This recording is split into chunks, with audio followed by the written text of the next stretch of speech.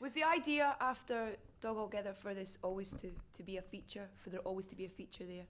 Well, I always knew that I had to make a feature film, you know, and I always felt that the acting gigs weren't enough for me, really. And so I knew that I had to start writing my own films, because over the years I'd sort of collaborated with other directors, and you know, when you do that, sometimes it's great because they give you that place of expression, but you know, you have to be careful you don't just lose yourself in that.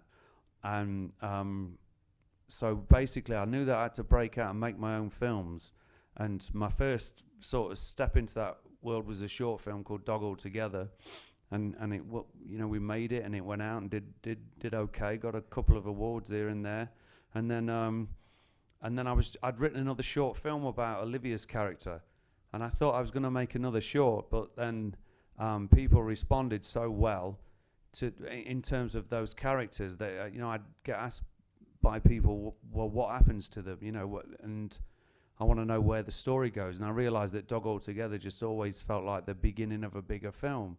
So I went off and just took myself away for a week and wrote Tyrannosaur. In a week? Yeah. Yeah, but no, you know, oh, cheers. Thanks, Chris. In a weekend. Weekend, I meant. But yeah, it sounds really impressive, but I've written my second script, and that took longer, and I've got to go and do some more work on that, so it's not that clever. But yeah. Do you think by the fact that these characters had been brought to life in that short form, almost, I don't know, did they help you form a bigger picture? No, do you know, strangely, not because there was nothing really, apart from the Joseph character, there was nothing to suggest in the short where the film might go. But I guess when I sat down to carry on writing, I started exactly from where the short finished. So when she finds him, the short ended when Joseph was outside the charity shop after an attack. So I wrote this scene, started straight from there, and wrote the scene where he goes in and she gives him a cup of tea. And that scene just grew, and I suppose it was, you know, Joseph's assault on her, you know, and her character, and all these, you know, preconceived ideas he had about her and her life, you know, just on face value. When I wrote that scene, I think I remember just thinking, okay, well, let's see if you're right. And, you know, he couldn't have been more wrong, really. And I think that was the catalyst for where the film then went, really. How important was the location in terms of, I guess, inspiration whilst you're filming? It was really important because I'd learnt a really great thing. I'd worked with a director called Pavel Pavlikovsky, and he was, you know, apart from being an incredible director, one of the things that I took from him was that the location was a really, really important thing. You know, it's not just the place where you shot the film. He sort of, where he put his films was very important. So when we made a film in Margate, and you know, he would then start to sort of ingrain himself in the community and start to bring people from that community into the filmmaking process. And I thought that was really good, because it added this extra layer of authenticity in a way that you weren't hiring extras, you know. So when it came to Tyrannosaur, we looked like we were going to have to shoot in Leeds, and they'd given us some money, and luckily we found a great location, and so I guess I learned that from him. I started to bring in, like, for example, the women in the charity shop at the end were the people who ran the actual charity shop, and at the wake it was all local people who came in and basically had a up for the afternoon. Is the guy playing guitar? Who's the guy playing the guitar? He's a busker. His name's Chris Weed. No. And he's just a busker. And when we shot the opening scene of the film, he was kind of terrorizing the crew he was just going, he was like some demented minstrel going around everybody and annoying them. And I just sort of, I remember just having a conversation with him and saying, do you want to be in this film? And he went, yeah, mate, yeah. And on the spot, I said, could you make up a song then? And I give him all these plot points. I said, it's a guy called Jack, and he's died, and he's got this daughter Marie and his friend Joseph. They have a history, and I gave him some bits and pieces, and he stood in the alleyway and just made this song up, and then just took his number. You know, Dermot, who produced the film, I said, take his number, and he came in on the day we shot that wake and just performed that song. He actually wrote a song for it, and I think things like that are great. You know, it just gives it another layer. But also stuff like I was talking on set to Paul Popplewell, and the scene when he comes out to Peter, and he's got the dog around his waist. I'd thought about it for days, and I thought, you know, and I was having the conversation with Paul on set, and I was just thinking, I said, Paul, you know, I want this scene to be quite memorable, but I said, but I want to get away from all that gangster stuff, like you coming out with a dog and all that, and all that kind of business. I said, I'd like, you know, like something a bit more kind of original in a way, you know, and I've seen so much of that in movies. And as I was talking to him, I looked like that, and this guy was walking through the street with this dog round his, and this dog was pulling him by his waist. And I just went, oh, I said, I said, mate, is that how you walk your dog? And he went, yeah. You know, and I said, you've got to walk your dog like that. That's how you've got to do it. And I suppose, I suppose, yeah, it's a funny scene. But I suppose that if you're in a studio, if you're in a sterile environment, you know, I think all that stuff gets killed off, really. It just feels so authentic, even like the two girls who pick up Hannah from the street. You know, you kind of think they've obviously just been on a real hen do and stuff. And it well, just in feels Leeds, authentic. there seemed to be a hen do every night of the fucking week in Leeds. You know, so it's quite a madhouse. It's a great city to be around it and to shoot in, but it's quite a nut house. So and that was literally, I mean, I'd written in the script that it looked like these girls or this little gang that had come across who were potentially going to mug her, and I didn't like that idea. I didn't like this threat upon threat, you know. Yeah. And so it was just wrecking in Leeds one night and going, you know what, I think it's going to be a lot more, you know, better if maybe they're on a hen do and they just find her. And they're kind of like these really they're like angels in a way who feel like they're doing the right thing, but of course they're delivering her to The devil. To the devil.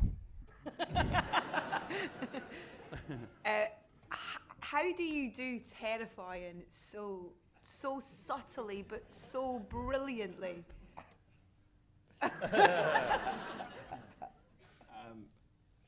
James was very easy to play because, and I've said this before, I think Olivia is very easy to love, and I think that he's a man whose heart is broken, and so and the way he deals with it is through violence and control. And you're only, you know, I was responding to what she was doing, you know, and that's what I don't know. That's it really. My wife's here. You can ask her. I don't know. Just that shivers through like that. Whoa. And that scene as well, it's so powerful when you come in the shop and then you ask Joseph to leave, and you can see the fear from the soles of her feet right through in you and stuff. I mean, congratulations, Olivia. Absolutely amazing performance.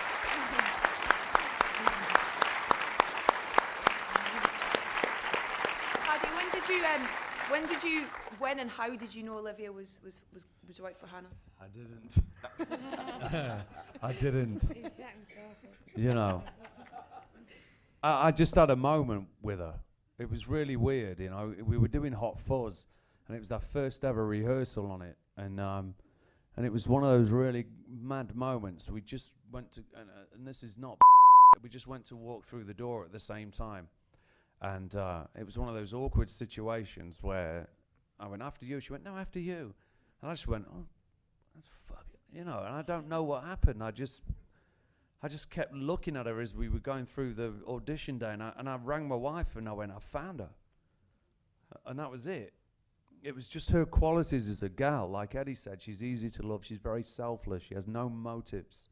You know, she's just a great gal with great qualities, and that's what you needed to play this. You didn't need, yeah. What was that about? There's some history there I don't know about. But you know, it was that, and people think with Olivia that the other stuff was a real, you know, or you cast an actor because of those difficult moments, and it's not that, you know, it's the other qualities is why I cast her. The other stuff we had to sort of worry about later on, because I think that when Joseph goes into that shop, it's almost like you have to really believe that. I think if you'd have cast I don't want to say established, but if you'd have cast an actress who was more familiar with that kind of work, for example, you know, I think you'd have known that you were probably going somewhere else, whereas you didn't with Olivia. You know, she was a totally new sort of I don't know, canvas, if you like. I don't know what the word is, but I don't think you had them kind of expectations, and I think that's why it's such a revelation and why she is, you know. How did it feel for you, Olivia? Kind of, I guess, playing Hannah in terms of she's a character who goes through so many emotions within this film and stuff. Did you? She's got one. She can use one. Pick up your little triffid. It was a gift to, you know. It was a part that I've always wanted to do, and it was only because Paddy had some imagination that he let someone weird do it.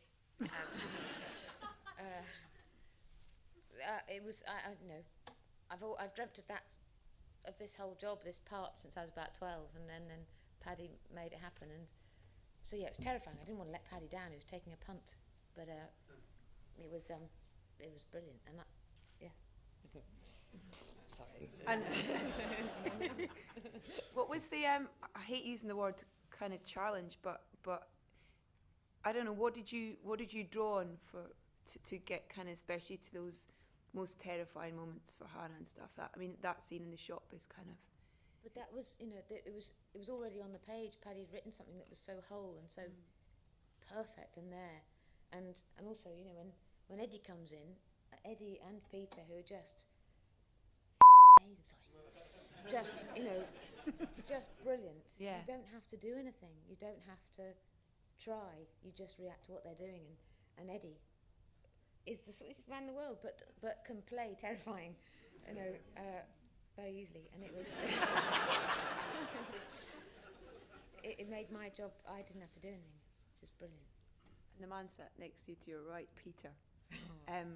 Wow, Joseph, what a role, what a character. He's a nice guy. He is though. He is though. You know, and that's kind of, you show that without saying words, that kind of that real terrifying character, but then that tenderness that he has, whether it's in stroking his dog's paw or the tap of the hand on his best mate's, you know, chest. It's That's just after he's kicked the dog to death. yeah.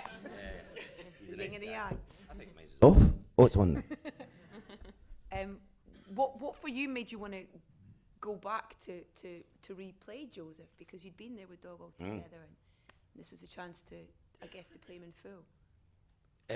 Just the script. I mean, Paddy had sent me the script. I'd already worked with Olivia on it, and really enjoyed the experience. And then Paddy sent the script, and I wasn't completely sure that the script would work, in the sense that there's a lot of films that short films that want to expand into being a feature film, and it doesn't work. Paddy sent me the script, and the script just was a joy. I mean, it was just a beautiful script, and it really blew me away. So I phoned him immediately and said, yeah, count me in, man. And the full knowledge that I wouldn't get any money for it, it was just such a great script, you know. And I mean, obviously, no point in talking about character, it's on the screen, you know, but Yeah, but you still have to bring your, you know, as much as Paddy's got on the page, you still have to bring your bit to it as well. Sure. It's again, it's the page, and it's who you're working with. It's all that. It's the dynamic between actors that really makes it, you know, kind of come to life and stuff. And obviously the director's, you know, the primary kind of conductor, if you like, of that particular kind of choir, and everybody that was in the film were just a total joy to work with.